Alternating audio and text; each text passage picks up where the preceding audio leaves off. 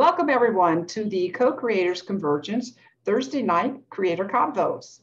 I'm Noel Marshall and I'm here with my beloved. Hi everyone, I'm Bob Warner. We are delighted to have Kat Haber with us this evening for conversation. This is not to be missed. For being here, Kat. Yes, so it's wonderful to see you again, Kat. It's been a while since we've seen you in person, and we have a lot to catch up on and a lot to go over because you're just an amazing, I put you up there with Wonder Woman. So superpowers. There we go. She obviously knows her superpowers, and I make that plural. So I'm going to tell everyone just a little bit about the Co-Creators Convergence right now, and then we'll come back and begin our conversation this evening with Kat. Hold on just one moment.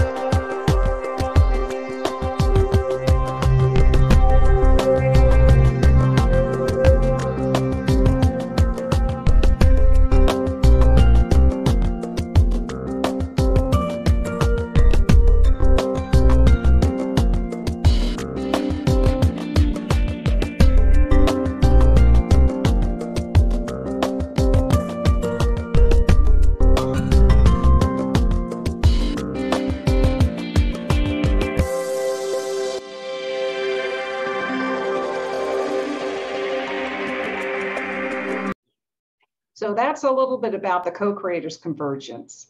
And welcome, Kat. Before we begin, I do want to tell you a little bit about Kat. Not a little bit, a lot. There's a lot to tell. So let me just go through this. She is the founder and CFO, Chief Fun Officer. Of course, everyone knows I resonate with that. Trust Climate Action Strategists. She gets through life as a climate action strategist, TEDx Organizer, and advocate. She helps climate concerns and their networks identify solutions to do daily in their lives in a practical way. So we need practical information. She's a climate reality leader and mentor since 2013, as are we.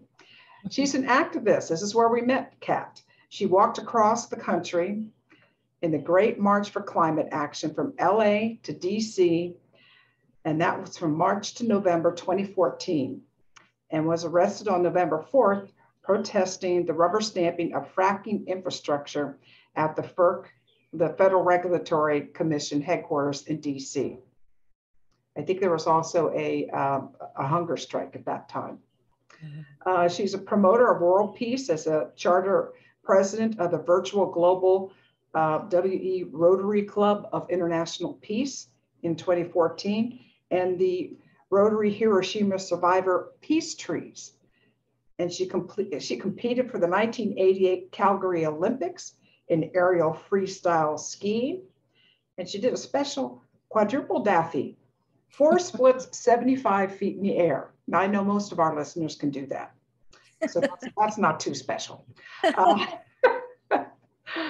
She's a mentor with Moonshot Pirates, World Pulse Digital Empowerment Ambassador, inspiring teens and young professionals for world wilderness conservation, serving on the Wild Foundation Board of Directors for 16 years. In 2020 lockdown, she curated and produced 28 TEDx Vail Countdown COVID Clues, Climate Acts, Local Impacts online conversations with elders, youth, Indigenous, experts, CEOs, and NGO executives. And coming back to TEDx again, I want to get there one of these days, to her TEDx Vail Organizer since 2009. So the top talk has racked up 2.8 million views and counting. So she's also an affinity rep, alluring recreationalists to see clearly with habervision.com sunglasses and goggles. Woo! Kat, welcome. Well, thank you. We're done now, aren't we? That's good. Oh, it is so wonderful to have you here. And I'm just going to ask Bob to remove his spotlight. There we go. So it's so wonderful to have you here. And as anyone who has 2 ears can hear, there's a lot here to explore with Kat. But Kat, before we get to that, I know that you said you had a special prayer for the Ukraine that you'd like to share. So why don't we do that first before we begin our conversation? I'd love to do I also that. want to invite people that see us on the Facebook Live, come on into the conversation. It's not too late to join in the Zoom room. So Kat, over to you. Okay, let me see if I can find this here for us. I've recently been learning about inner resonance technology, and based on that model, the night that Russia invaded Ukraine, I was also actively mentoring 3 young women who ended up becoming refugees from Ukraine and now are in Poland and Switzerland. But I wrote this upon that invasion. And so if you'd like to, you could maybe close your eyes and just enjoy this. It's like a 10-minute waterfall of love and peace and gratitude. Okay, so here we go. Praying for peace in our planet, warmth, rain, safety upon the people. May this invasion face a warm storm of love. Trust in one time. May this tantrum be met with skilled communications of understanding, leading the powerful to feel the full force of our shared finest future. Trust the highest good for the greatest number is being served right now. Replace hate with empathy. Replace confusion with confident certainty, and replace scheming with organic compassions. Elementals, be kind to Ukrainian culture. May mysteries magically make this madness a miracle. Crazy become caring, fright be stilled with feelings of fearsome, peaceful embrace. Turn worst nightmares into dreamy end of nukes forever. Ever widening circles of goodness encircle aggression with forgetting the why of where they are right now. May forces of good from every curve in this beautiful world fiercely defend our oneness, our shared togetherness. May calm heads remember our heart's rule from loving each other as ourselves, so that hands harm no others.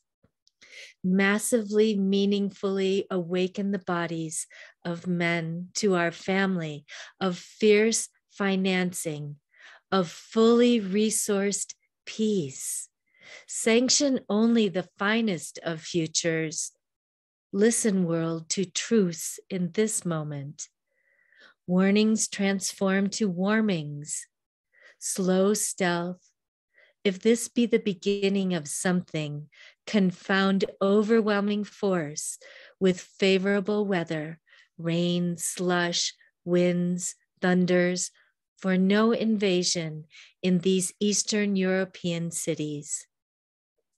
Resist rushing to fear and hate, conditions of insecure hearts. Rather, flood this zone with surprising happiness, joy, delight, and opportunities to express we belong to each other. Certainty imprints safety upon Ukraine, Belarus, Lithuania, Latvia, Estonia, Sweden, Finland, Poland, Moldova, Romania, Hungary, Slovakia, Turkey, and Albania. All villages in between harbor only hope, harbor harmony. Help us all. Trigger articles of clarity. Desperation be divided into decency and union. It's all about that base, rooted in resonance. Artists, activists, journalists, those targeted, find refuge in courageous hearts of resistance. Account concerns. Believe. Strength needed come from overwhelming support around the globe. Model marvels of brave hearts. This revolution of love will be televised. Predictions, concessions, negotiations, no best case outcomes. Listen and hear harmony. Side with no genocide, no ecocide, no suicide, no nuclear side, no laser side. Imagine incursions of delight, recognizing duty as limitless family, past, present, future, one instant resolved. Invade each human heart with a consequential call to act in compassion. Charter reality away from what would have, could have, should have, and toward did, do, will, live, love, laugh, now, now, now. See symptoms of remission. See healing hearts where once disease and disinformation infested the body politic. States be members only club. Exclusive membership is offered to each and every state. None left out in the cold alone, none shivering, none shamed. Embrace campaigns of hope and faith and charity happening now. Barrage all directions with dimensions of intense understanding. Nuance, nullify negativity. Patience, provide wisdom. Operate demilitarized. Occupy with non-fossil fueled futures. Stoke the black snakes of the Russian oil and gas into Europe with vanishing energy. One by one by one, let go of that past. Realize energy instead from Earth's abundant elementals, generously offering freedom in all forms. Overwhelming brute force meet clever resistance in each asymmetrical corner. A fine shared meal become the perfect place of speaking truth to power for each to choose. The power of one, infinitely design abundant possibilities, 0 and 1. Without oneness, there is zeroness. Let the rule of laws evolve to the rule of respect for life, all lives, reprise precisely with principles of coexistence. What? Warriors, we are of present moment peace for all. Demands by men to dominate others be done. Underestimate no greater power than love. Escalate empathy. Aggress forever to unity. Entropy, meet unity. March on, bright beings, from beauty, truth, and boldness. Turn ugly into radiance. Turn deceit into revelation. Turn bullying into collaboration. There is no over there. There is only being here now. May peace prevail in all our inner and outer spaces. There is no other. Oh, there, over there. Chickadee, dee, dee, dee, dee. Plump up our peace, please, please, please. That is all my prayer for you.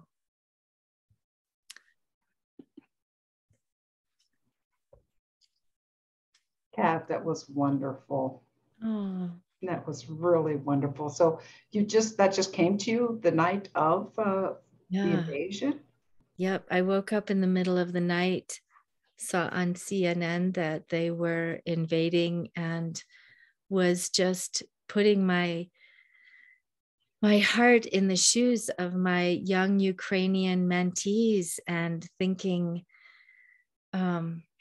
where do these young women go in this moment? And I didn't want hate to fill their hearts. Mm-hmm. So put that energy out there. And in fact, when we reconnected on Zoom the next day,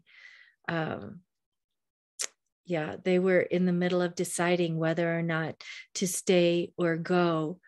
For their safety, their father would have to remain. They were successful, some of them in business, some in academia, and their lives were being torn apart.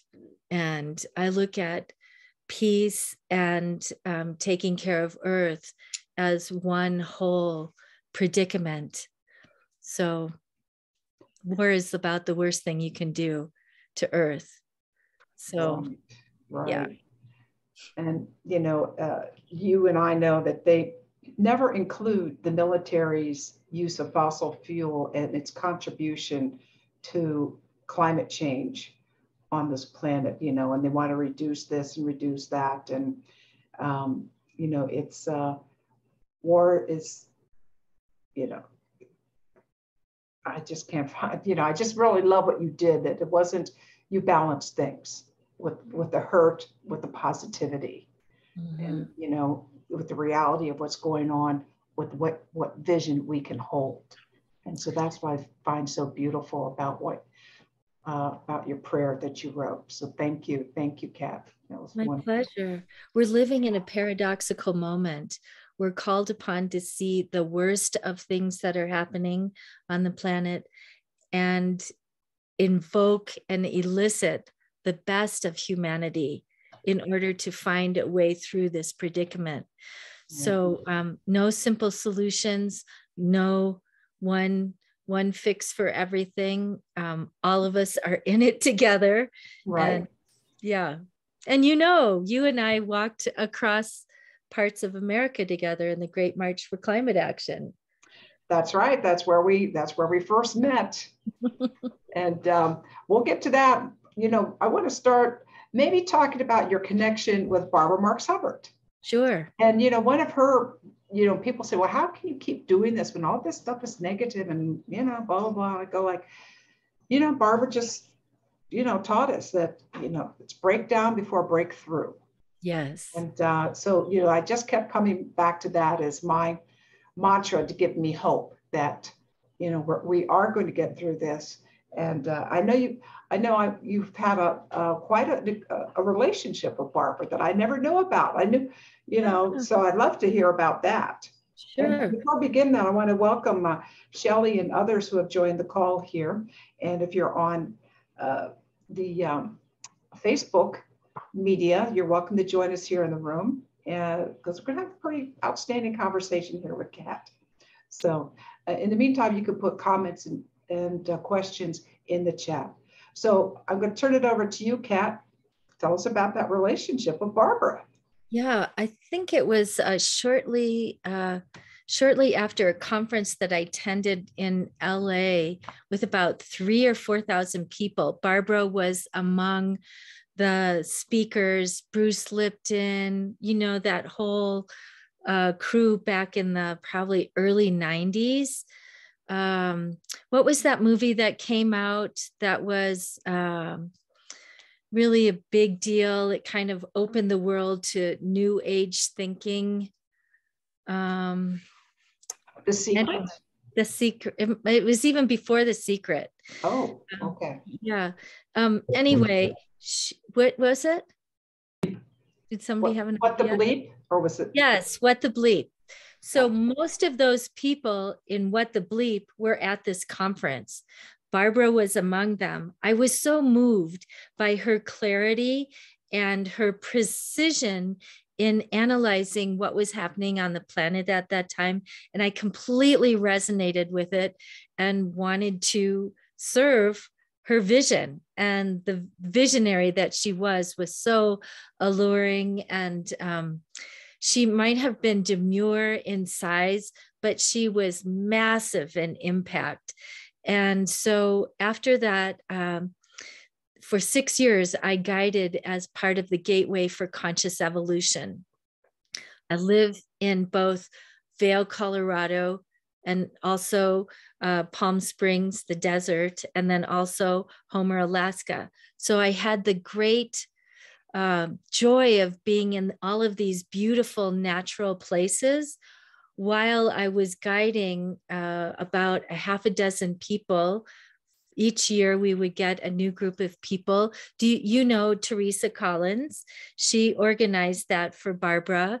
And we were kind of her little soldiers out there spreading the word and amplifying and learning with her, and then sharing it with others. And I know several of mine have gone on to be healers and shamans and executives in their own practices. So her vision, her wheel of co-creation was so beautiful and nascent at that time. I just really appreciated being able to kind of get into her mind and understand who influenced her, Buckminster Fuller and Pierre Teilhard Chardin. Is that how you say it? French? My French isn't that good, but yeah, Teilhard Chardin. Yeah. And so just really, and then took those learnings and applied it to the 3 small communities that I lived in Alaska, where there are glaciers. It's a sea fishing village and artists. And then in the desert, of course, you have Joshua Tree right there. And then in Vail, Colorado, a mountain community. So took those learnings and applied it in different organizations in these 3 communities. I have a question for you. Did you ever watch Barbara's speech to the Democratic National Convention? Yes. 1984. 84. Yeah. Buckminster Fuller is the one who put her up to run. Yeah. And I don't know if you ever heard her tell the story that she went there with 0 delegates and then ended up, basically talking about having a peace room. Yeah. Like the president could have the war room and the vice president be in charge to map, track, and connect everything that's working in the world. And I kind of feel of her as a prophet. If we listened to her and followed through on that, what kind of world would this be now? Yeah, I think she saw the future very clearly. And as a visionary, there's always a gap between present moment and the finer future that a visionary sees. And it requires incredible patience and understanding and forgiveness for the people in the current moment not being able to catch up to that future vision.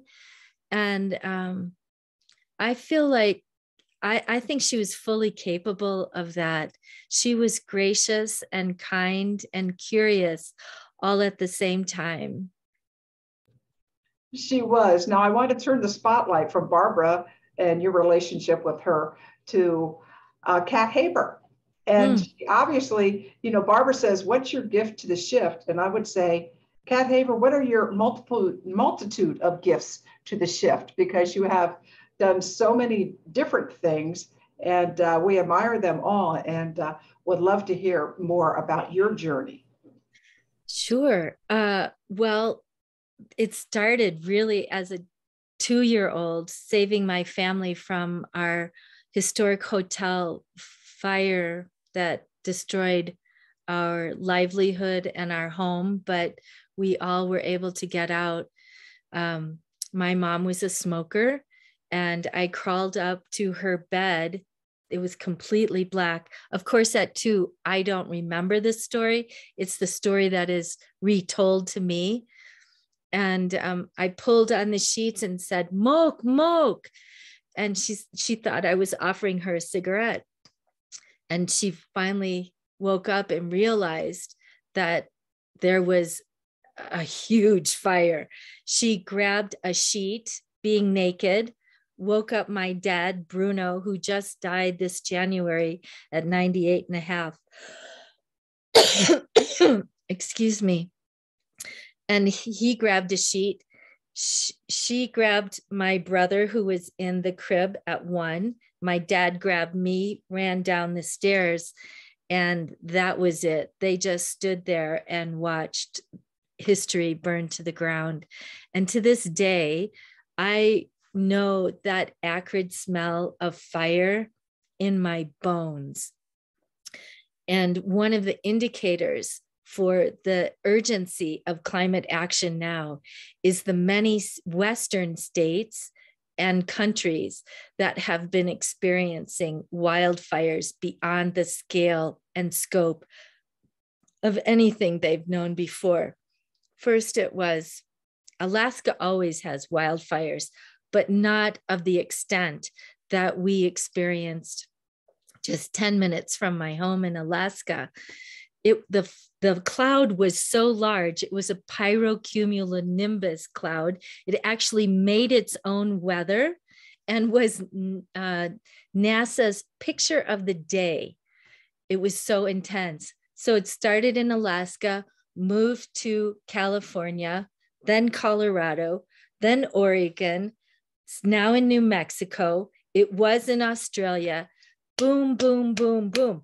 How many more 5-alarm fires does humanity need to hear before they grab their kids and run out of the burning building with their go bags?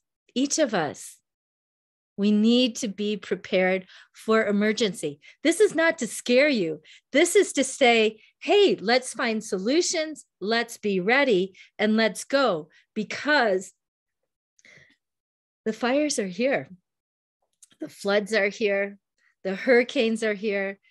The massive extreme weather systems are here.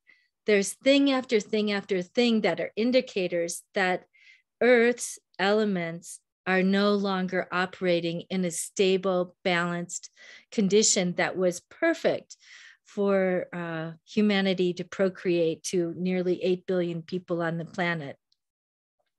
So it's time for us to get serious about action and solutions and financing those. Right. The political will. We have all the, as Barbara always said, all the solutions are here. Mm-hmm. What's missing is a political will to do it.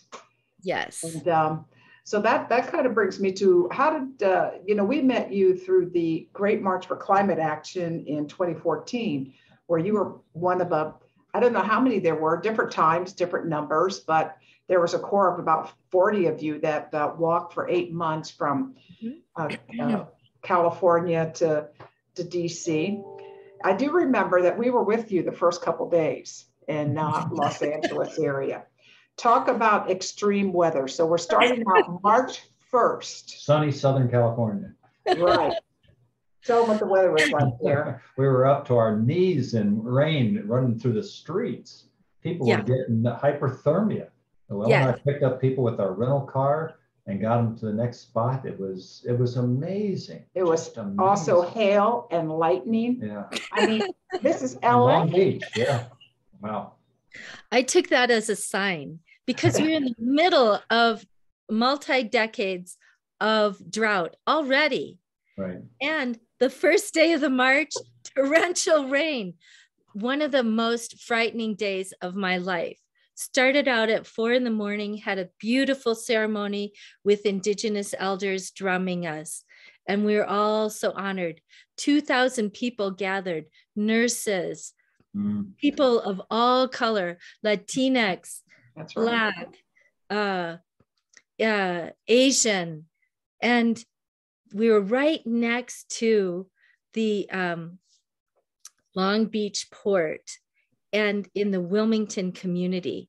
And we listened to so many speeches from, oh gosh, politicians, nurses talking about all of the ailments, respiratory diseases, cancers that were happening in that community.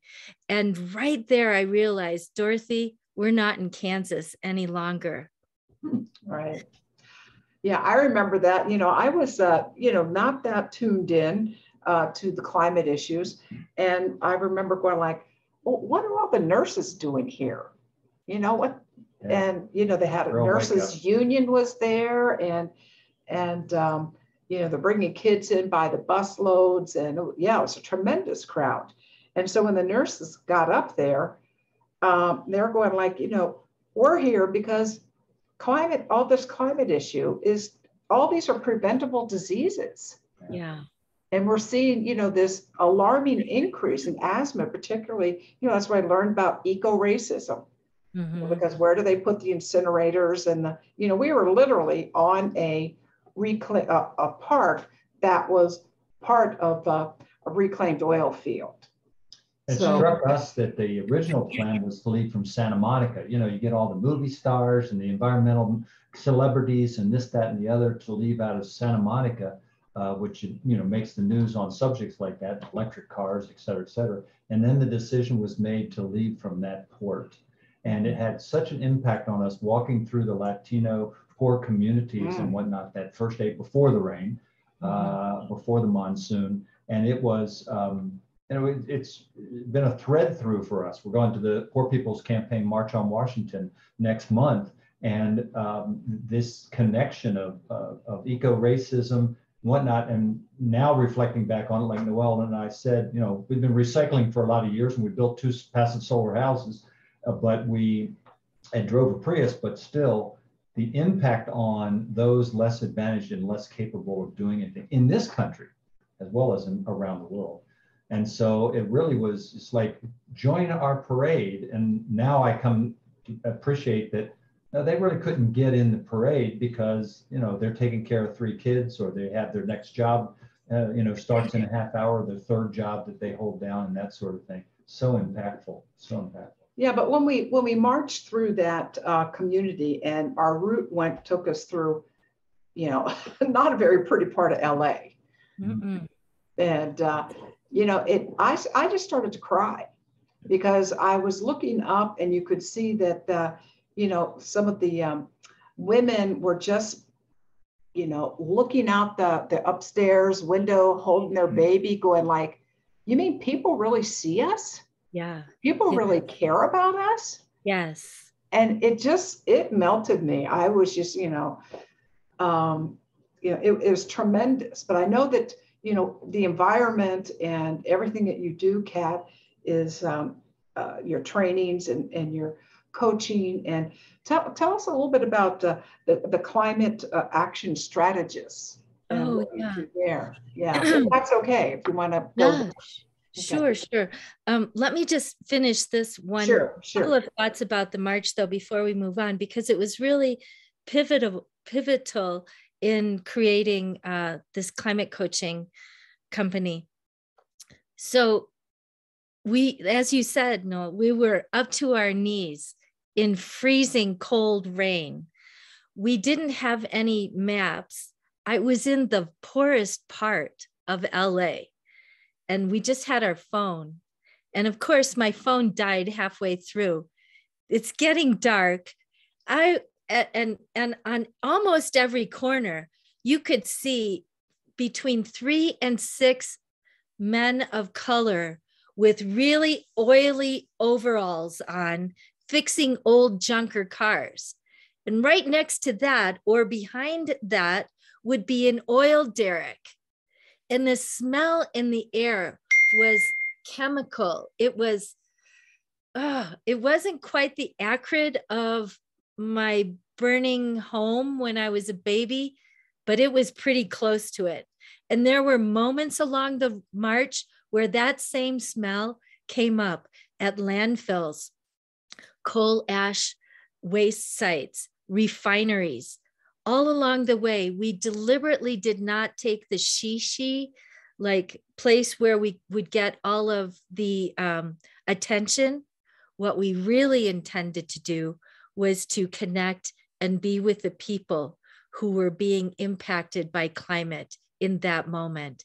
And we went out of our way to engage with communities and host community conversations. We would put a question on a table, a dozen local people would get together and answer that question, and then they would ask her a different question and a different question.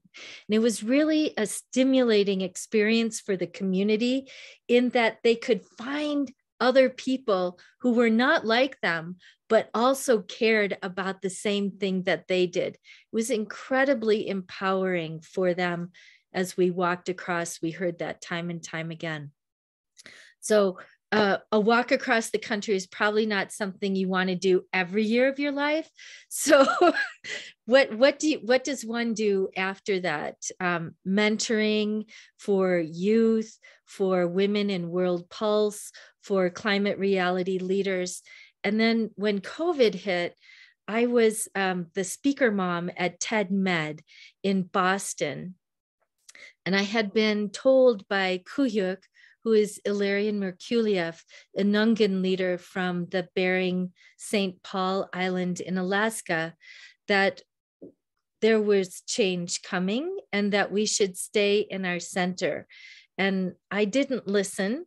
I went to Boston and I thought, well, I'll just go there and help get this information out. And a week after coming back, I got a letter from Sheila, the organizer of TED that in fact, I had been exposed to COVID. So that led to 10 weeks in bed, nearly dying twice, continuing lung, heart, and neuropathy issues to this day, and 9 months in total isolation, with the exception of about 4 people who delivered me food from Costco. I lived on smoothies and found my way back to health, but I realized at that point that the world had indeed changed. And so in that quietness, I realized that the guidance that Kuyuk had given me about staying in your center was in fact what I needed to do. And it is in fact what many of us need to do. Many of us in the Western world have been so privileged with being able to travel huge distances, flying and emitting carelessly because we didn't really get what we were doing to the atmosphere. So now every chance that I can travel without having to get into the air, because we do not yet have airlines that have completely figured it out.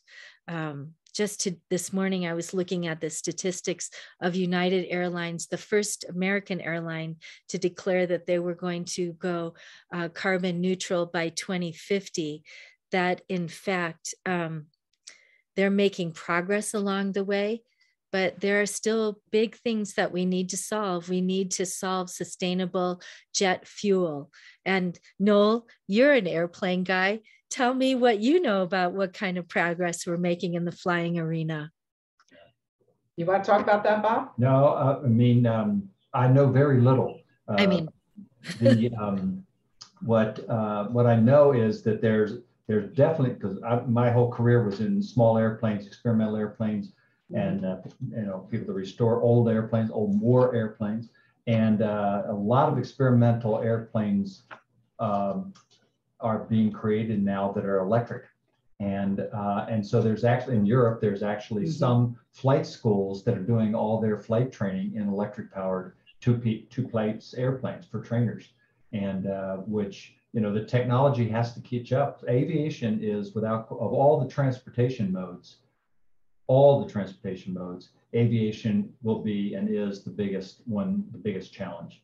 And so these are baby steps, but there are people that are really working on it, because there is battery power that you can fly, a little two-seater that weighs 1,200 pounds, long enough for a flying lesson.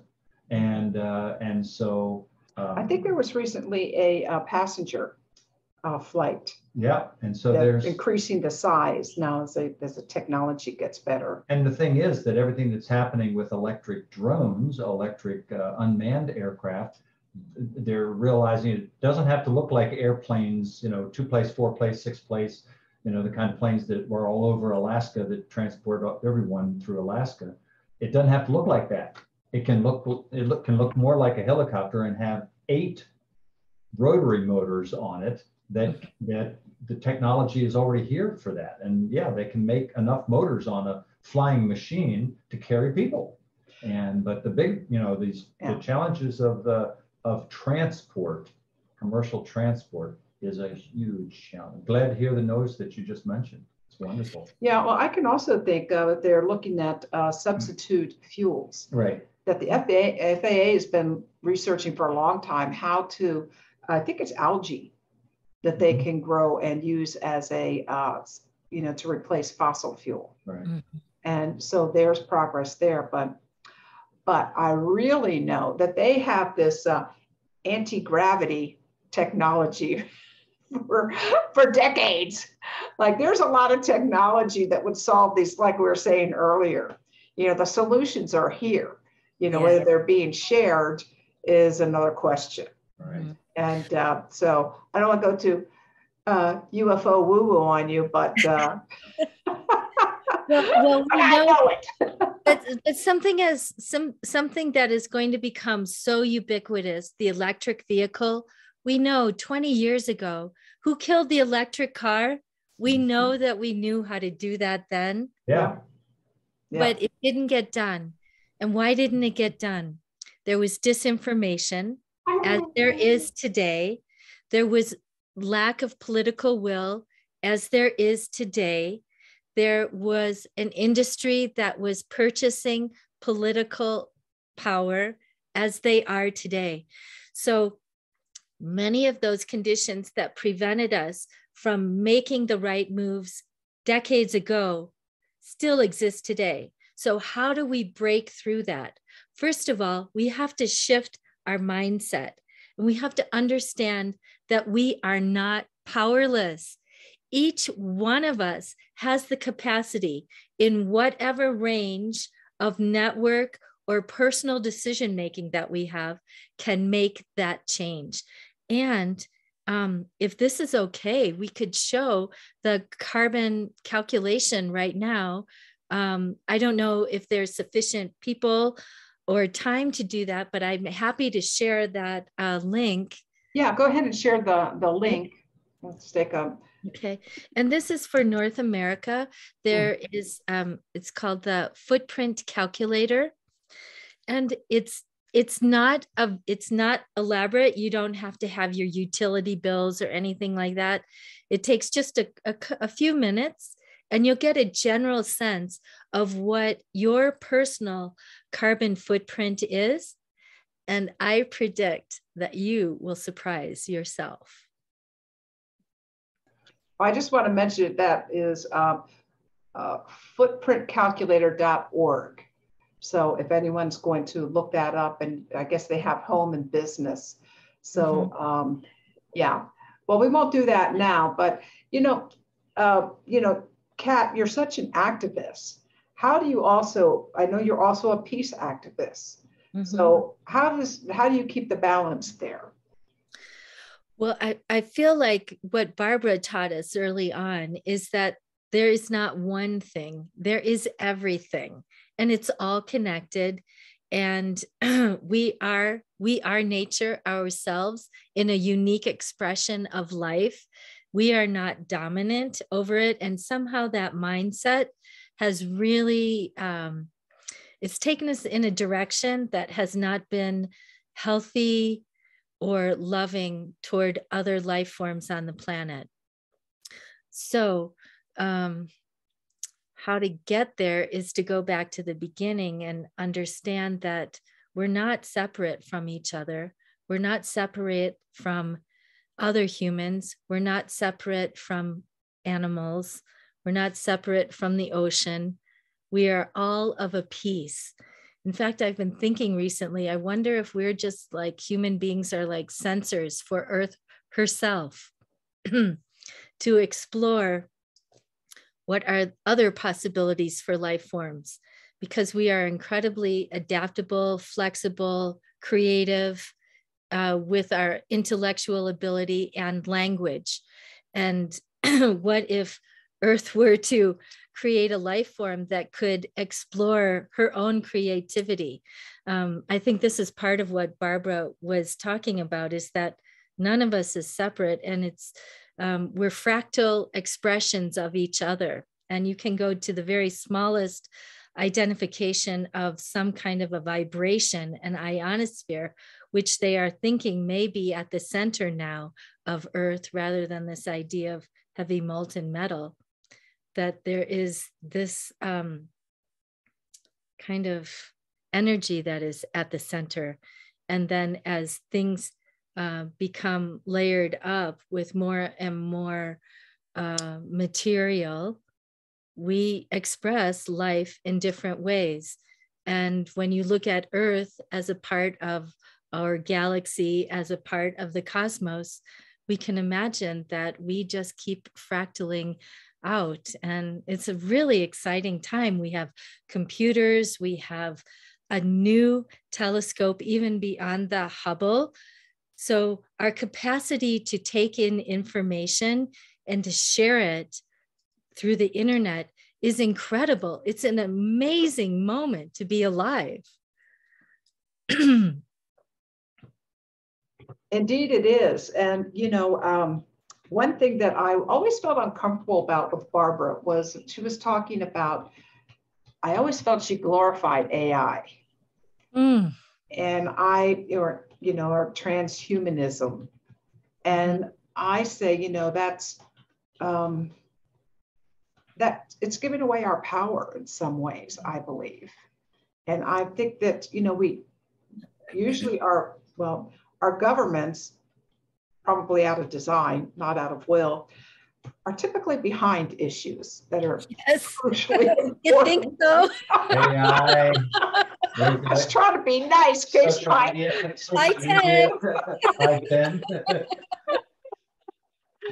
So I'm very, I think that, AI and some of these things, solutions are great. We have to stay awake, and not surrender to them. And, it's, that was one area that I never felt comfortable with Barbara. I felt she maybe glorified it a little bit too much, or maybe I just didn't fully understand her point of view. Well, consider this moment. I always go back to the present moment because it's the only moment that we really know that we have. Consider what is happening with robotics, with replacing of limbs, with Stephen Hawking himself was able to exist for so many decades without being able to move.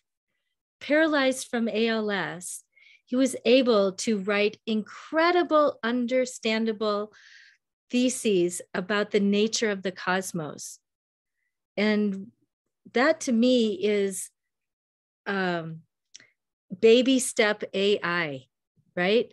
We're and look at runners and all kinds of Paralympians right now who are able to compete at a very high level in athletics with different parts of their body being enabled through robotics and AI, and machine learning is transforming our lives right now in this moment in ways we're not even aware of. Social media, Facebook, Meta, Google, YouTube, all of these channels are taking us in directions we don't know. In fact, I've been thinking we should probably own our own information instead of being sold off for free.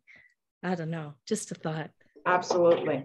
Well, I do want to ask you a question because I know earlier today you're working with the youth because you're putting on a TEDx youth.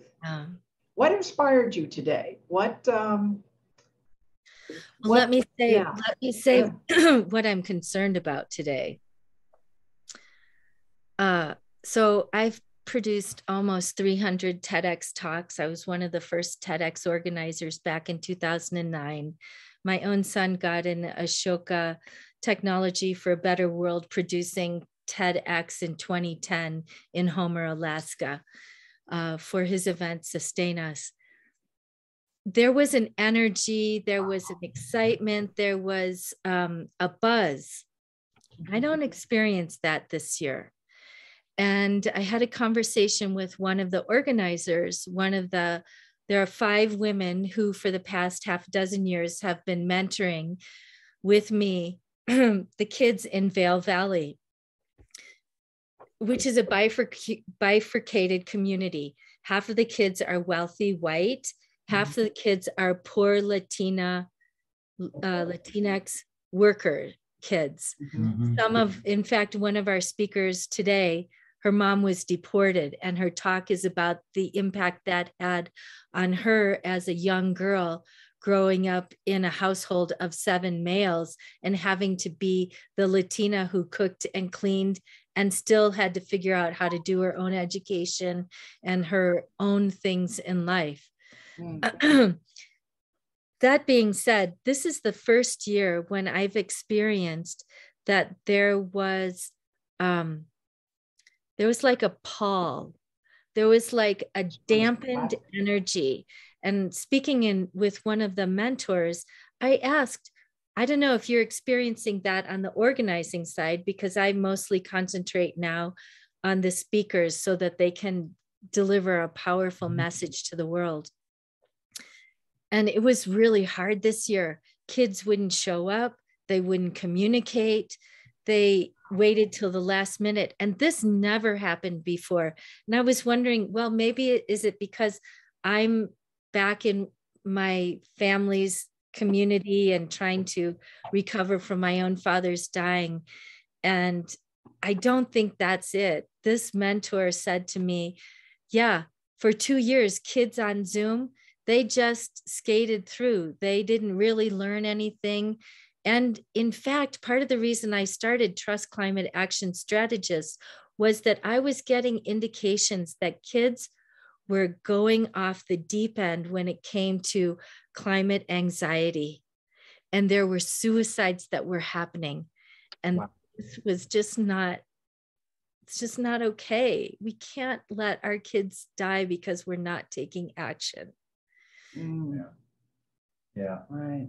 It's interesting because we just screened a movie that's available for free right now for screening called The Revolution Generation, and we just showed it at the local Sierra Club.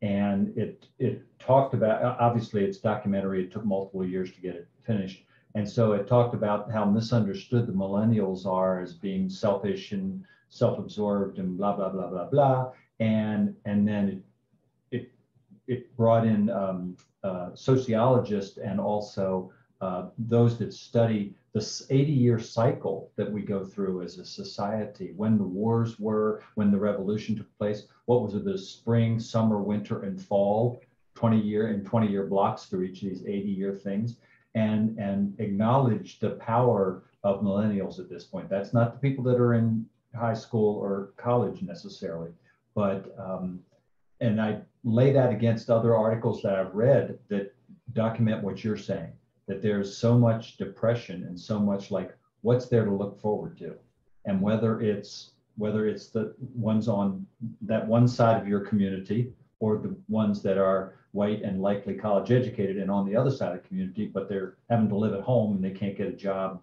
that they were promised they would get, making the money, because that's what it was all about, if they would just go get that college education and run up a $500,000 debt. And so these are interesting times, and for us to ask ourselves, what is ours to do? Yeah. What is ours to do? And not, not having kids be in a state of that you just described. What is ours to do? And it's not just an American problem. Oh. It's happening around the world.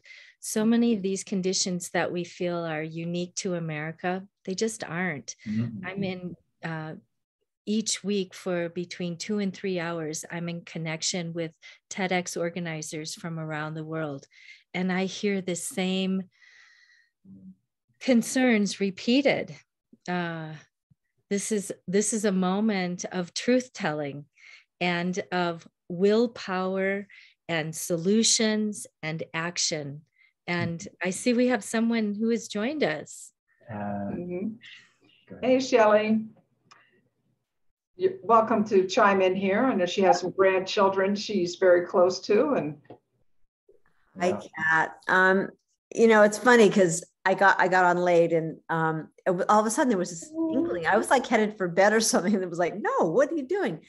And for me, I love the way you come across, because for me, this has been a real education in listening to you and listening to the flow of how you communicate, sort of the relativity of all these different things that are happening, and really the disparate energy that's held within the body and the youth. And for me, I've kind of, it's funny, Bob and Noel, they're out there doing all this, I've never felt myself as an activist, really, even though I've been actively engaged in so much, and really focused on, I was reading something that you had written about this inner resonance, that it is about coming back to our center and discovering, because we've gone so far out, and that hurts. There's harm done from that place.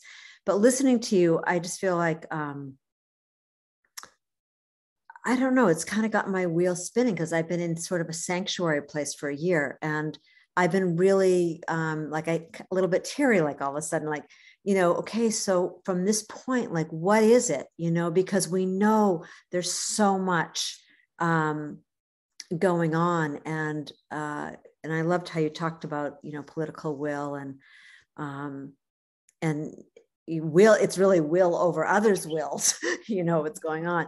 But I just, I think for me that a real shift is happening in terms of really being focused on the youth. And I've been really involved with an educational nonprofit, just taking their courses called Education for Racial Equity, sorry.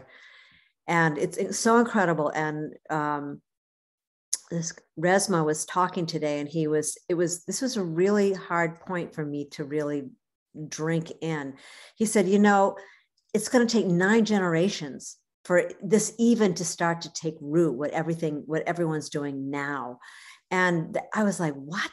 Were you kidding me? And mainly the focus is,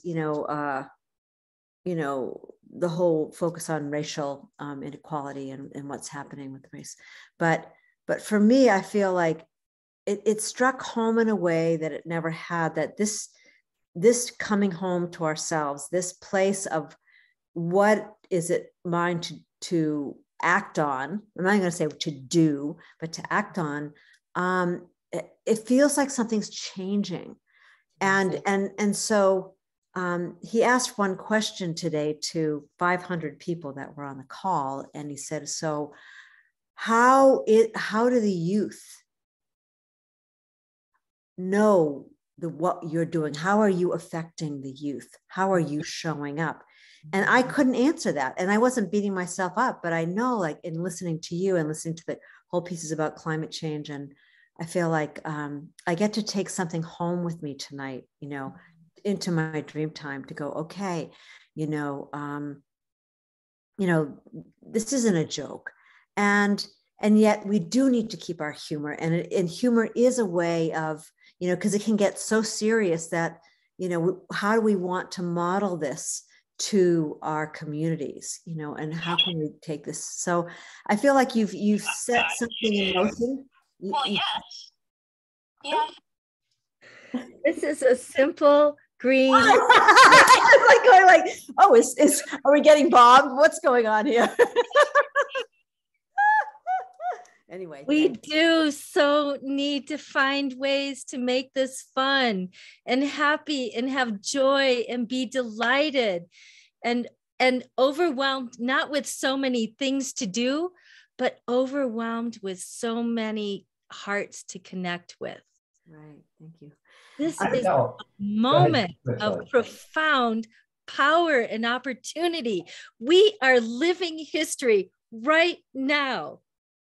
This is amazing. People will look back, if we survive 100, 1,000 years from now, and wonder, what were those people thinking? What a profound opportunity we have. We can't change everything. It's for us to figure out, what is it, like you said, Shelley, what is ours to do? And then do it. Do it as boldly, as beautifully, as flawed, as rapidly. Keep iterating, trying again and again and again. We don't have all the answers, but there are answers. We just need to keep getting them into place. Mm-hmm. I was really encouraged by, we recently, well, first off, we watched the new movie, the documentary, The Revolution Generation, and then we also, Youth v. Gov, the Juliana versus the United States of America, hit Netflix. And so we told everybody we know, watch it Friday, watch it Saturday, and watch it Sunday, because we need to get it on the trending 10 things most watched this week. And one of the women in our local Sierra Club and our social justice committee at church, is, you know, in her 70s for sure. She said the one thing that's, and you know, Kat, as you know, we know a number of the people that were in that show, and know a lot about the journey of that. Maybe you come back and maybe connect a thread back to the March in 2014. But she said, and so this 60 to 70-year-old said, the one thing that struck me about the youth is this has been going on for 7 years through three, you know, the court case through 3 presidents, and our children's trust. And she said the vitality and determination of those youth, at any time they could say, oh, well, we're screwed.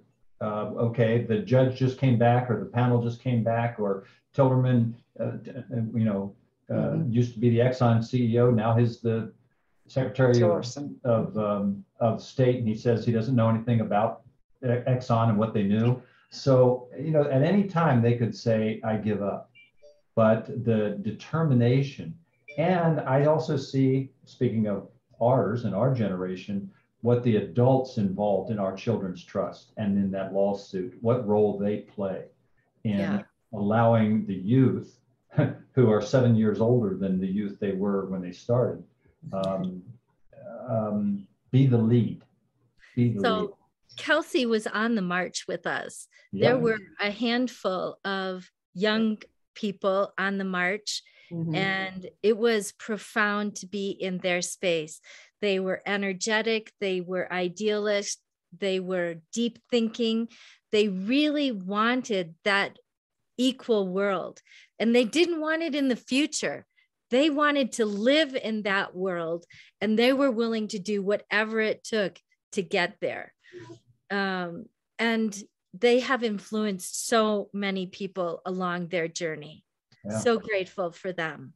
Yeah, and as it struck us with the age, the generations and whatnot. What really struck us was when we went to Washington, D.C. for a couple of weeks to the Fire Drill Friday, speaking of your house being on fire. And Greta says, act like your house is on fire. And Jane Fonda read that statement, you know, a lot of generations between those two women, and said, this is for me to do. I'm going to Washington. I'm going to stand out in front of the Capitol, and who wants to join me every Friday? Yeah.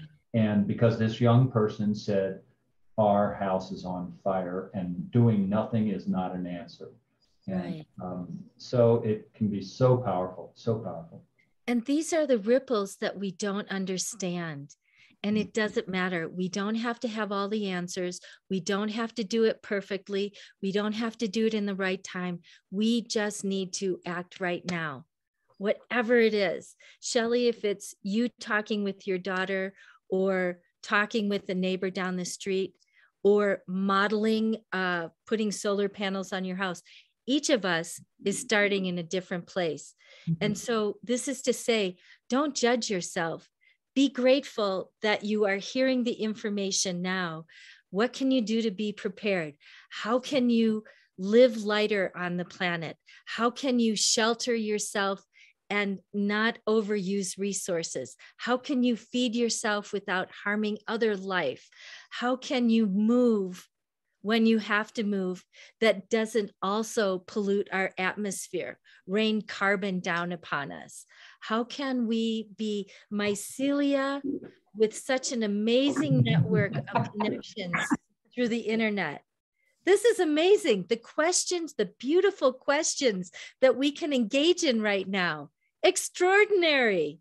I say, let's go for it. Whatever it is that's yours or mine or any of ours to do, let's do it. Let's let the world know that we've done it. Whether we lose, win, or draw, we're out there taking action. This is no longer a time to be theoretical. This is the time to move. I want to tag on Bob for a second because something happened to me today, that it was such a synergistic connection. And I realized something. So a lot of people think it's like, I got to go out there and be the leader. I got to go out. And today it was in a small breakout group. I ended up meeting someone who lives in Maine, like a half hour from me, and discovered that he's part of an organization called Maine Inside Out. And I'm like, what? Because I've been kind of like wanting to tag and working. So they're working with incarcerated youth and helping them to come back and through art and theater. And I started reading this website. I spent an hour and a half just going like, oh my God, all we need to do is to actually this is such a message to me. I hope someone else hears this, because it was like, wow, it's not like even I have to go out to do, be that marcher, because I'm definitely not going to be that one. I'll be on the tag team with Bob and Noel and the caboose. I don't know about walking, but it was incredible to realize, that these kids created a nonprofit that got this huge grant. And the work that they're doing and the love and the joy and the conviction and the commitment, all I have to do is go like, hey, how can I help you?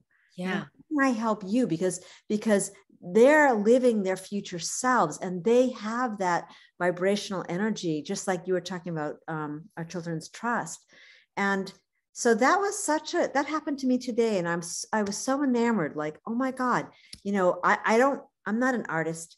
I'm really not good at theater, but so I'm like sitting here going, what I can do is just listen and be that connector, or I can, in some way participate, ask them what they need, because they're already doing it and they know what they're doing. They're evolving in a world that has already formed there, like you're describing, the Gretas and the, people the kids that are really having that taste of, they can feel the depression, the sense of hopelessness, but they're coming in with their aliveness and they're uplifting other youth and making them feel safe and home. So I just wanted to bring that in. Thank you so much.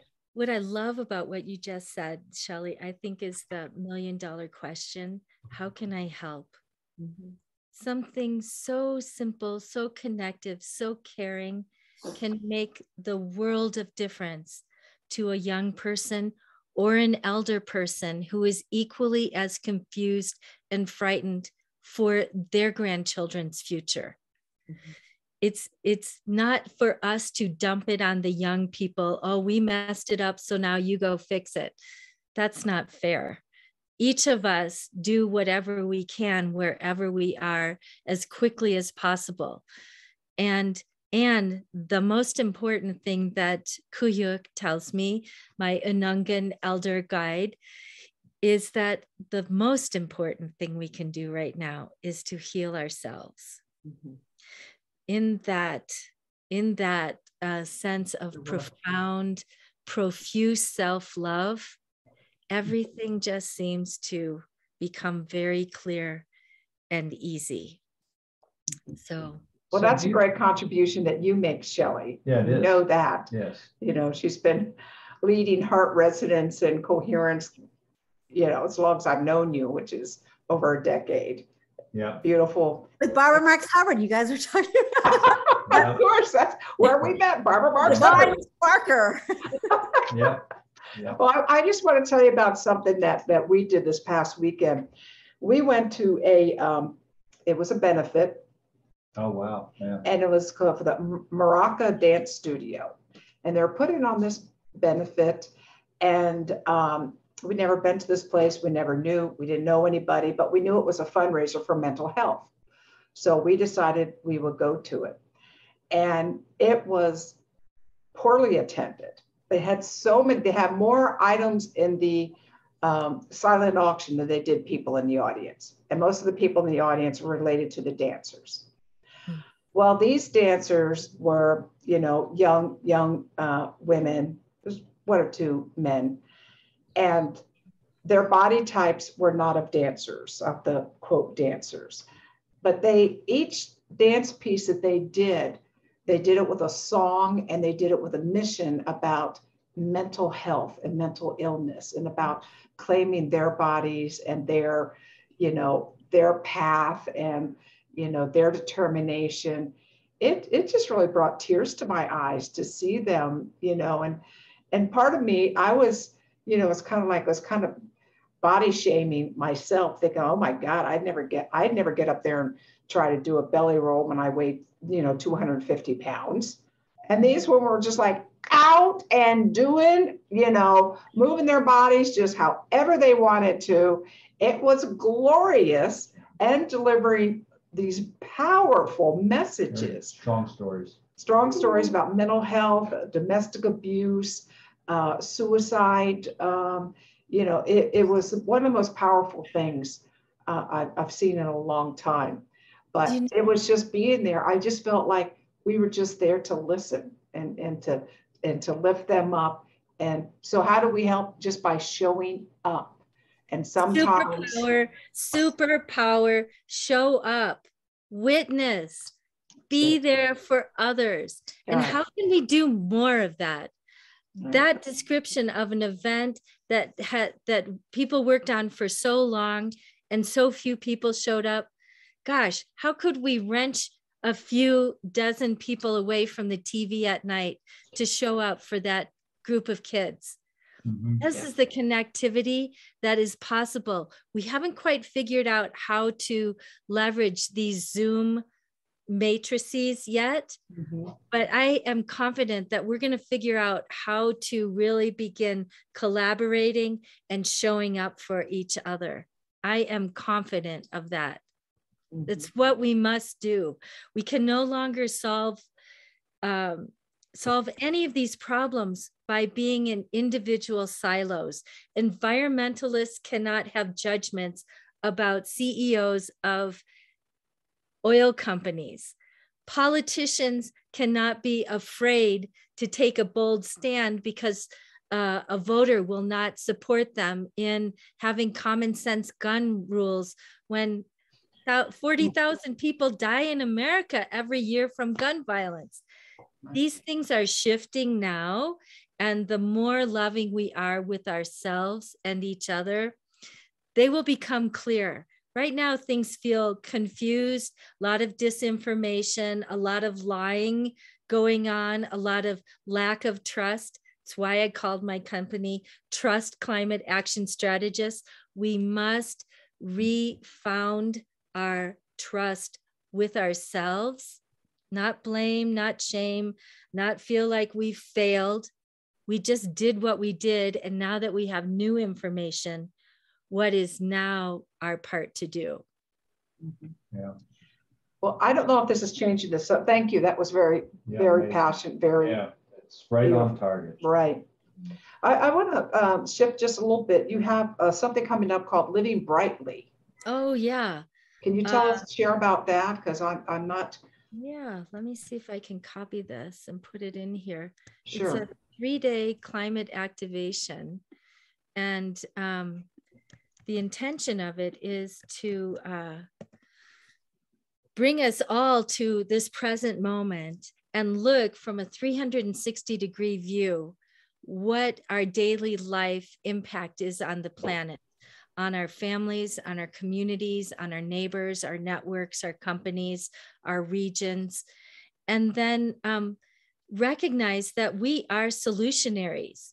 We don't have to sit back and wonder, why isn't the government doing that? We have the power to change things along the way. And we don't have to have it be the huge, magnificent scale. It doesn't have to be a breakout viral video. Every little thing that we do, when you multiply it times 7.8 billion human beings on the planet, it adds up. And I trust that we're going to get through this. I do. I don't know why I feel that. Maybe I'm a well-informed optimist. I do not look away from the problems. I look straight in the eye of the problem and look for, as deeply as I can, what is at the root of it, and then how can we blossom beyond that? So yeah, so that's coming up June 3rd through the 5th, Living Brightly. And so it's an online event?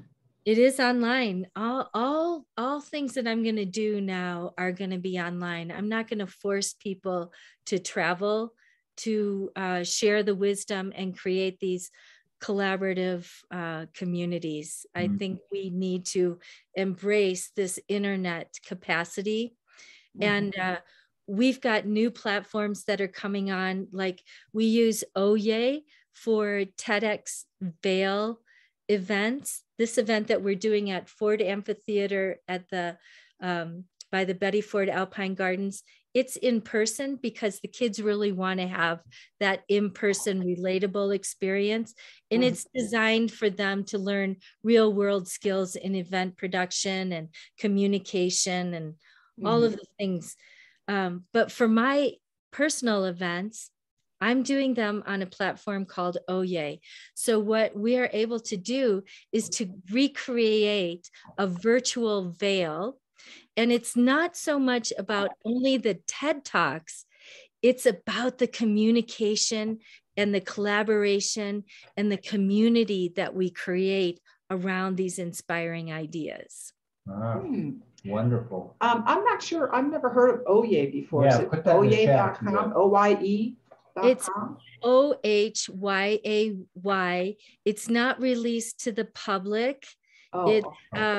It's a platform that's being developed by the movie industry in LA.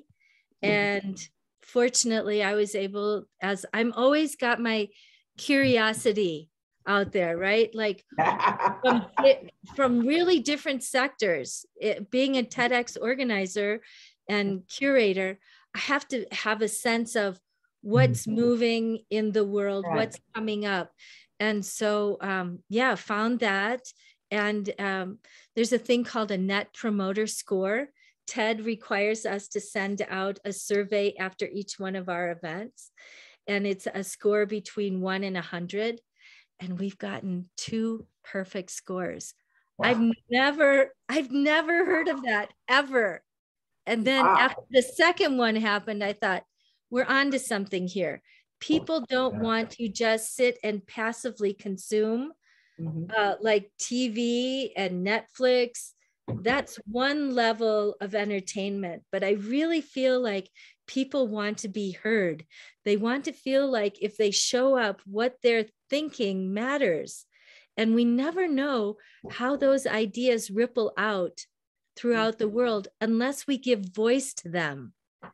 And passively consuming TV does not allow us to do that. And I think that TED, when partnered with inviting people into conversation, gives us an opportunity to give voice and to create connection and to move beyond just consuming entertainment to being proactive co-creators, just like Barbara asked us to become. Yeah. Well, let me clarify something, Kat. So when you got your perfect scores, was it related to using the OYE or not? All I can say is that is the one, you know, when you do A/B tests, that is the one thing that was consistently different and the same when we got those scores. So, and you know, something that we did, we used to go to when we were in Colorado, TEDx. Mile High. Yeah, Mile High. In Denver. And they would have wonderful TEDx adventures afterwards. Yeah. So then they would say, you know, if they had somebody, I remember one was about repatriating the bones of indigenous people to their tribe. Yeah. And he said, my museum is full of bones. He says, we've been working on it, doing the DNA analysis, and now we're trying to get it, you know, back, you know, connect it back with the tribe so that they can have this.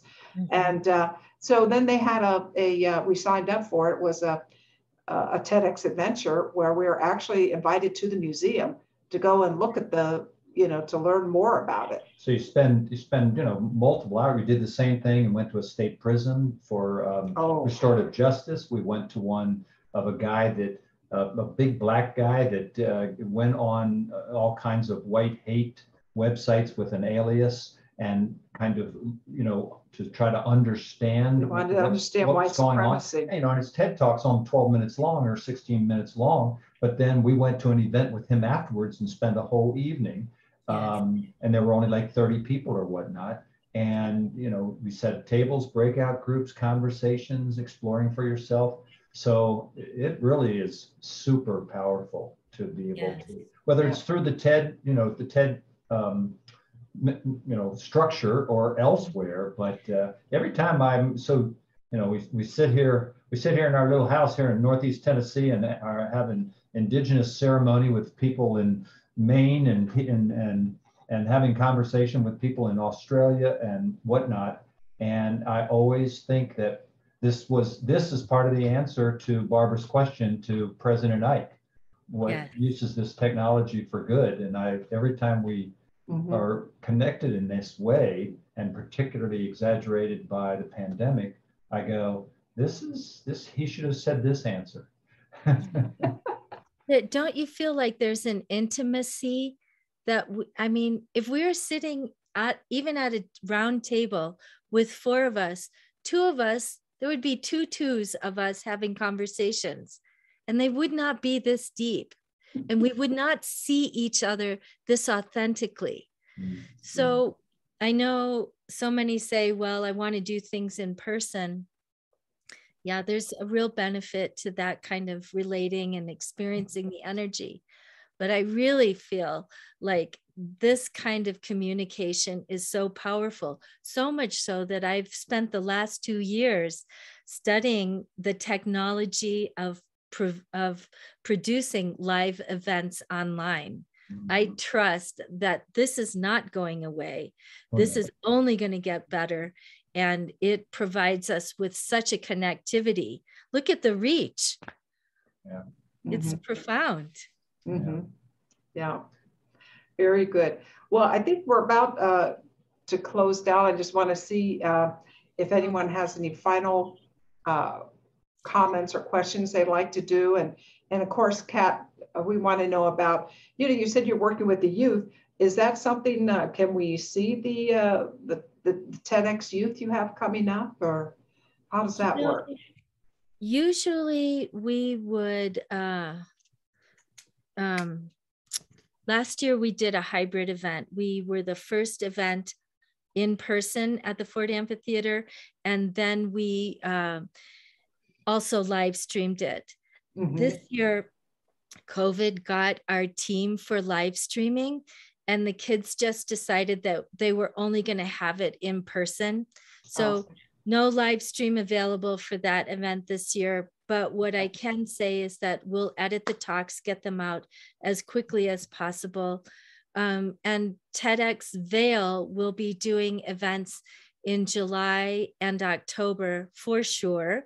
I think July 24th and maybe towards the end of October will be one on climate itself.